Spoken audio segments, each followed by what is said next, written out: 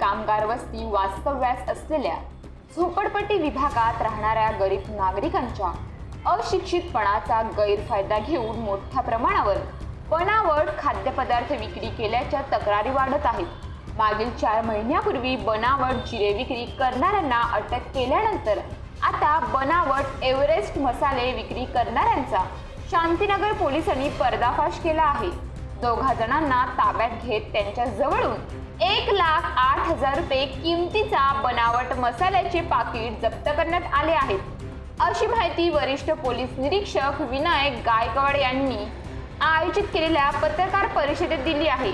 भिवंडी शहरात एका टेम्पोमधून बनावट पॅकिंग केलेला एव्हरेस्ट मसाला विक्रीसाठी येणार असल्याची बातमी गुप्त बातमीदारामार्फत शांतीनगर पोलीस ठाण्याचे वरिष्ठ पोलीस निरीक्षक विनायक गायकवाड यांना मिळाली।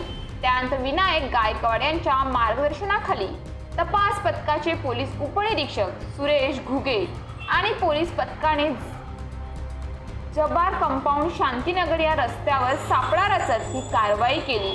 जोगेश्वरी येथून आलेला एक संशयित टेम्पो थांबवून त्याची तपासणी केली। त्यामध्ये 1,08,000 रुपये किमतीचे एव्हरेस्ट चिकन मसाला, एव्हरेस्ट मटन मसाला आणि मॅगी मसाल्याचे बनावट मसाल्याचे पॅकेट आढळून आले। टेम्पो चालक महेश लालू प्रसाद यादव आणि माल विक्रीसाठी आलेला मोहम्मद असलम मोहम्मद अफजल प्रधान हे दोघे जण जोगेश्वरी येथे राहणारे आहेत। त्यांना ताब्यात घेत त्यांच्याकडे चौकशी केली असता चौकशीत हे बनावट पॅकिंग माल गुजरात राज्यातील सुरत येथील फॅक्टरीमध्ये बनवून महाराष्ट्रासह गुजरात, मध्य प्रदेश, उत्तर प्रदेश या राज्यात विक्री केला जात असल्याचे समजले। पोलीस पथकाने सुरत येथील ईश्वरनगर सोसायटी पर्वतगाव येथे छापा टाकला। करण सुरेशभाई मेवाड हा बनावट मसाला तयार करीत असल्याचे आढळून आल्याने पोलीस पथकाने तेथील कच्चा माल आणि मशीन व फॅक्टरी सील करून कारवाई केली आहे।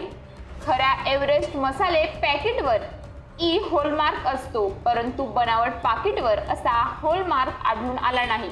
त्यामुळे सर्वसामान्य नागरिकांच्या आरोग्याशी खेळण्याचा हा प्रकार असून त्यामुळे एव्हरेस्ट कंपनीच्या सेल्समन्स यांनी दिलेल्या तक्रारीवरून या दोघांविरोधात गुन्हा दाखल करण्यात आला आहे। नागरिकांनी सुद्धा आपण वापरत असलेले पॅकबंद खाद्यपदार्थ खरेदी करीत असताना त्याच्या खरेपणाची खात्री करून घ्यावी, असे आवाहन वरिष्ठ पोलीस निरीक्षक विनायक गायकवाड यांनी केले आहे।